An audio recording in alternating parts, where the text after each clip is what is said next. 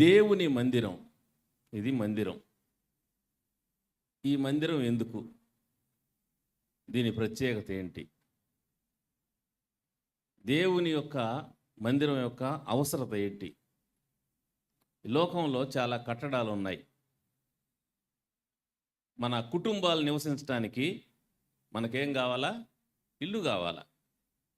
కుటుంబం కోసం ఇల్లు, పిల్లలు చదవటానికి స్కూలు కావాలా, చదువు కోసం స్కూలు, రోగులకి వైద్యం అందించడానికి హాస్పిటల్ కావాలా, హాస్పిటల్ కోసము బిల్డింగు.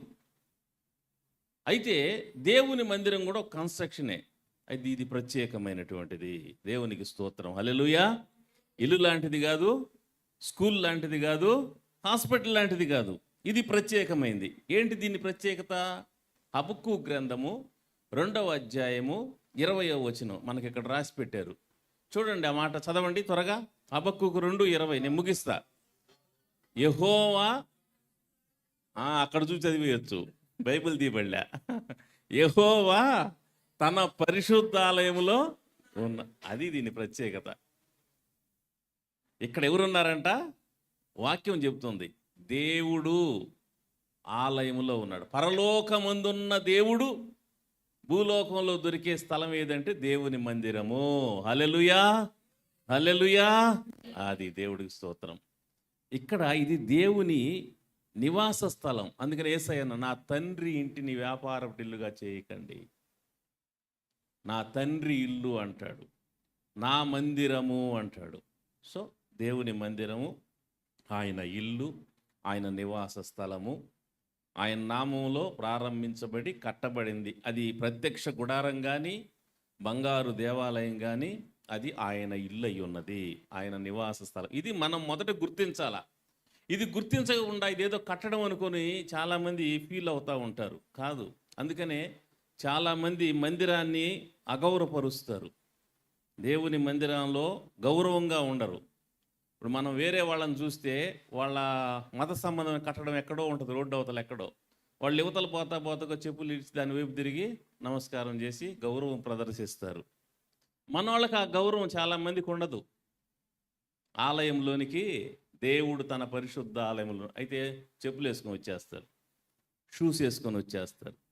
ఇక్కడికి వచ్చి గొడవలు, తగువులు, రాజకీయాలు, వ్యాపారాలు, పోలీస్ కేసులు, కోర్టు కేసులు.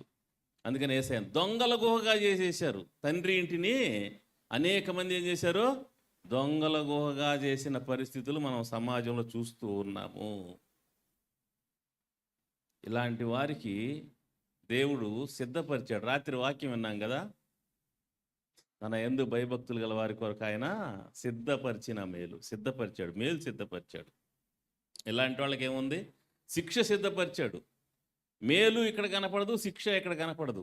ఇది దాటి వెళ్ళిన తర్వాత ఆ మేలు ఏదో కనపడద్ది, ఇది దాటి వెళ్ళిన తర్వాత శిక్ష ఏదో. అలాంటి వారు పశ్చాత్తాపుడు ఇప్పుడైనా మారు మనసుబంది మందిరం యొక్క గౌరవాన్ని, దేవుని నివాస స్థలం యొక్క గౌరవాన్ని నిలపాల్సినటువంటి అవసరత ఉంటూ ఉన్నది. సరే, మనం ముందుకు వెళ్ళినట్లయితే ఈ యొక్క పాత నిబంధన కాలంలో దేవుని యొక్క నివాస స్థలమైనటువంటి ఈ కట్టడము, అక్కడ దేవుడు నివసిస్తూ ఉన్నటువంటి ఈ కట్టడము నూతన నిబంధనలోకి వచ్చేసరికి అది ఇంకొక దశలోకి వెళ్ళటం జరిగింది.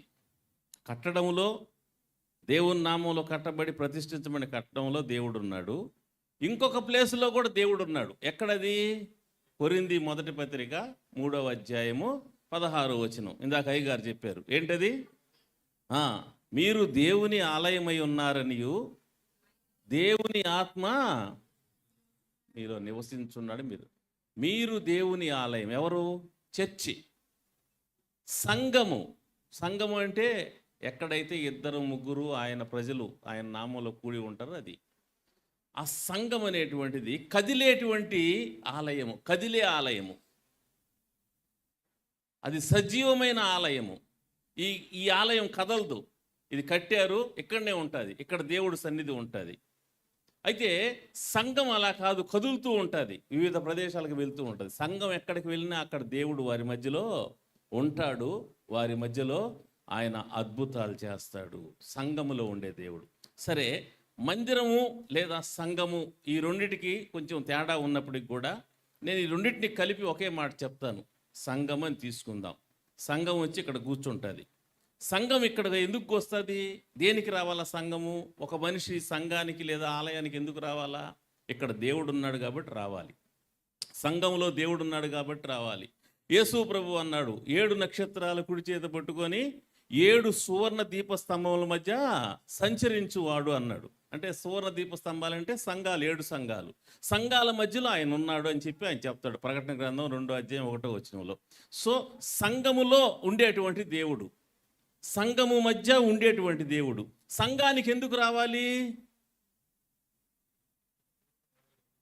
దేవుడి కోసం రావాలి, వేరే ఉద్దేశాలతో కాదు. మందిరానికి ఎందుకు రావాలి? దేవుని కోసం రావాలి, దేవుణ్ణి చూడటానికి రావాలి. ఇక్కడ దేవుడి ప్రత్యక్షత ఉన్నది, ఇక్కడ దేవుడి యొక్క సన్నిధి ఉన్నది. ఇర్మియా గ్రంథంలో 25వ అధ్యాయంలో 30వ వచనంలో అంటాడు, అక్కడ ఏమంటాడంటే యెహోవా స్వరము వినిపించుచున్నాడు తన పరిశుద్ధాలయంలోంచి అంటాడు. ఆయన ఆలయంలోంచి ఆయన స్వరం వినిపిస్తూ ఉన్నాడు. సో అక్కడ ఆయన కనపడుతూ ఉన్నాడు, ఆయన వినపడుతూ ఉన్నాడు. ఎక్కడ? దేవుని మందిరములో. ఆయన చూడటానికి రావాలి, ఆయన మాటను వినటానికి రావాలి మందిరానికి. వచ్చినప్పుడు ఆయన ప్రత్యక్షత నీకు వస్తుంది. పౌలు గారు ఒక మాట చెప్తాడు, ఎక్కడ? అపోస్తల కార్యాలు 22:17. ఒక్కసారి చదవండి దయచేసి, త్వరగా నేను ముగిస్తాను. 22:17 అపోస్తల కార్యాలు.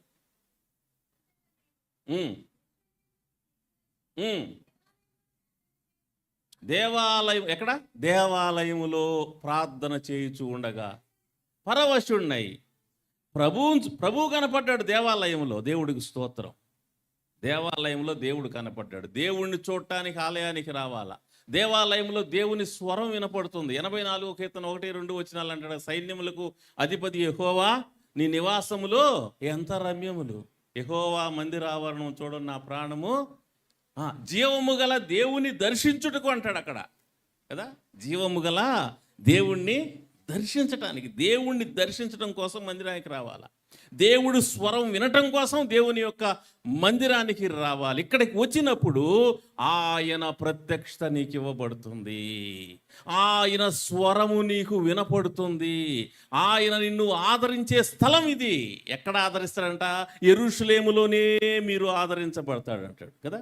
ఒకని తల్లి వాడిని ఆదరించి, నేను మిమ్మల్ని ఎక్కడ యెరూషలేములోనే, దేవుని ఆలయంలోనే మీరు ఆదరించబడతారు. ఆయన ప్రత్యక్షత ద్వారా ఆదరిస్తాడు, ఆయన స్వరం వినిపించి ఆదరిస్తాడు, ఆయన వాక్యాన్ని వినిపించి ఆదరిస్తాడు, ఓదారుస్తాడు, ధైర్యపరుస్తాడు, ఉల్లాసపరుస్తాడు. దావీదు అంటాడు, నీ దర్శనం అనుగ్రహించి నన్ను ఉల్లాసపరుచున్నావు. ఆ దర్శనం వచ్చినప్పుడు అబ్బా ఎంత ఉల్లాసమో, ఎంత ఆనందమో. నువ్వు ఇంట్లో కూర్చుంటే రాదు అది, అందుకే మందిరానికి రావాలి. నువ్వు ఇంట్లో కూర్చుంటే నీకు ఆనందం రాదు, ఆ దర్శనం రాదు, ఆ ప్రత్యక్షత రాదు. యెహోవా వాక్కు ప్రత్యక్షమై ఇలాగూ సెలవిచ్చిన మాట నీకు రాదు. ఎక్కడ వస్తుంది అది అంటే ఒక్క దేవుని మందిరములో. యెహోవా తన పరిశుద్ధ ఆలయములో ఉన్నాడు. ఆయన తన ఆలయంలోంచి తన స్వరమును వినిపింపజేయుచున్నాడు. కాబట్టి ఆయన చూచుటకు, ఆయన మాట వినుటకు, ఆయన వలన మేలు పొందుటకు ప్రజలు దేవుని మందిరానికి రావలెను, దేవుని సంఘానికి రావలెను. రెండోది మందిరము లేదా సంఘము అంటే 92వ కీర్తనలో మరి ఆ మాట ఇందాక అయ్యగారు మెన్షన్ చేశారు, అది నాటబడే స్థలము. వారేంటంట 92వ కీర్తనలో మనం చూద్దాం ఒకసారి. ఆ మాట చదివి నేను ఎక్స్ప్లెయిన్ చేయను కానీ చదువుతాం జస్ట్. 92వ కీర్తన 14వ వచనము, 13-14 వచనం. యెహోవా మందిరం నాటబడిన వారై మన దేవుని ఆవరణలో వర్ధిల్లుదురు. అది నాటబడే స్థలము, వర్ధిల్లే స్థలము మందిరం. యెహోవా మందిరంలో నాటబడతాడు. విశ్వాసి ఒక మొక్కలాగా నాటబడతాడు. నాటబడిన వాడు అక్కడ ఏమవుతాడు? అభివృద్ధి పొందుతాడు. నీకు అభివృద్ధి కావాలి, ఆత్మీయ అభివృద్ధి కావాలి అంటే సంఘము లేదా మందిరములో నీవు ఉండాలి. నీవు అక్కడ నాటబడిన వ్యక్తిగా ఉండాలి. అయితే మందిరం గ్రౌండ్ అయితే విశ్వాసి మొక్క.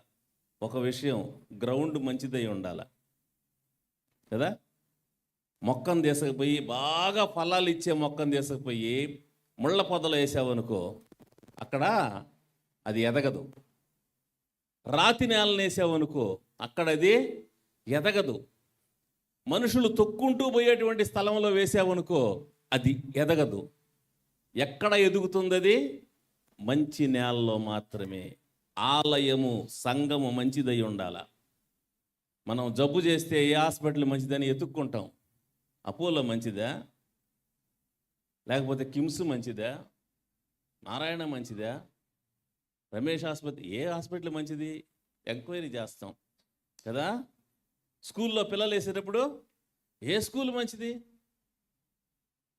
హాస్పిటల్ కదా, ఏ హాస్పిటల్ మంచిది, నివాసం ఉండాలనుకుంటే ఏ ఏరియా మంచిది, అన్నీ మందిరం అంటే విచారణ చేయకుండా ఎక్కడెక్కడ వెళ్తే అది రాతి నేల అయిందనుకో, నువ్వు ఎదగవు. అక్కడ తన్నుకునే సంఘం అయిందనుకో, తిట్టుకునే సంఘం అయిందనుకో, కొట్టుకునే సంఘం అయిందనుకో, పోలీసులు కేసులు పెట్టుకునే సంఘం అయిందనుకో, తాగుబోతులు సంఘం అయిందనుకో, పేకాట్రాయల సంఘం అయిందనుకో, అక్కడ నువ్వు భ్రష్టురాలు అయిపోతావు. జాగ్రత్త.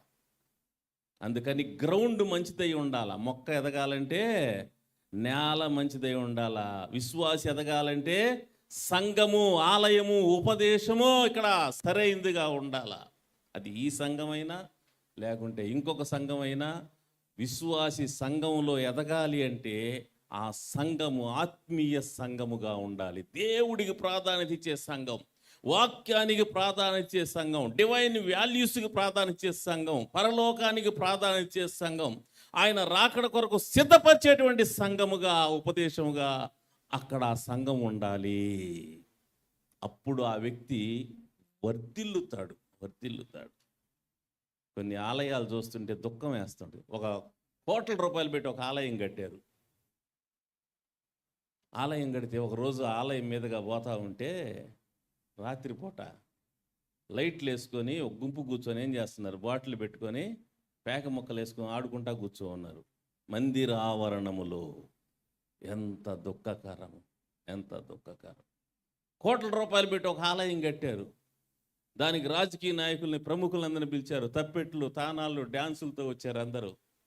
వచ్చిన తర్వాత అక్కడ ఉండే పాస్టర్ గారు, అక్కడ ఉండే సంఘ పెద్దలందరూ వారిని ఆహ్వానించి, ఎమ్మెల్యే గారిని, చైర్మన్ గారిని అందరిని ఆహ్వానించి పొలోమంట చర్చిలోకి వెళ్ళిపోయారు. రిబ్బన్ కటింగ్ చేసి. ఎట్ట వెళ్ళారు? షూస్ వేసుకొని. ఎంత దారుణం అండి. పరిశుద్ధాలయంలో దేవుడు ఉన్నాడు, సంఘంలో దేవుడు ఉన్నాడు. మోషేతో అన్నాడు, నీ చెప్పులు విడువయ్యా, ఇది పరిశుద్ధ స్థలం అన్నాడు. ఎవ్వరు బయటోళ్ళు పాపం వీళ్ళు ఎప్పుడైతే పాస్టర్ గారు, సంఘ పెద్దలు చెప్పులు వేసుకొని లోపలికి వెళ్ళారో, వచ్చిన ఎమ్మెల్యే గారు, చైర్మన్ గారు, రాజకీయ నాయకులు బూట్లు వేసుకొని వచ్చేసారు. చివరికి ప్రసంగికుడు ఏం చేశాడంటే, ప్రసంగికుడు కూడా బూట్లు వేసుకొని పులిపిటి ఎక్కేసాడు. ఎంత దారుణం అంటే, దేవుడిని జనుల మధ్య అగౌరవపరిచే చర్య చేశారు వాళ్ళు. అక్కడ కూర్చోడానికి బుద్ధి కాల, లేచి వెళ్ళిపోయి అక్కడి నుంచి. అసహ్యం వేసింది. అంటే దేవుడిని అవమానించటం. దేవుడు ఉన్న పరిశుద్ధ ఆలయాన్ని చెప్పులతో లోపలికి రావటము అంటే దేవుడి ఎళ్ళ గౌరవం. హాస్పిటల్కి పోతే చెప్పులు బయట వదిలిపెట్టమంటారు. డాక్టర్ గారి దగ్గరికి పోయే ముందు ఏమంటారు? చెప్పులు బయట వదలండి. నువ్వు పొరపాటున వేసుకొని పోయినా బయటికి పిలిచి మళ్ళీ లోపల బయట వదిలిచ్చి ఆమెను పంపిస్తారు. దేవుడి దగ్గరికి పోయేటప్పుడు ఎంత అమర్యాద, ఎంత అగౌరవం.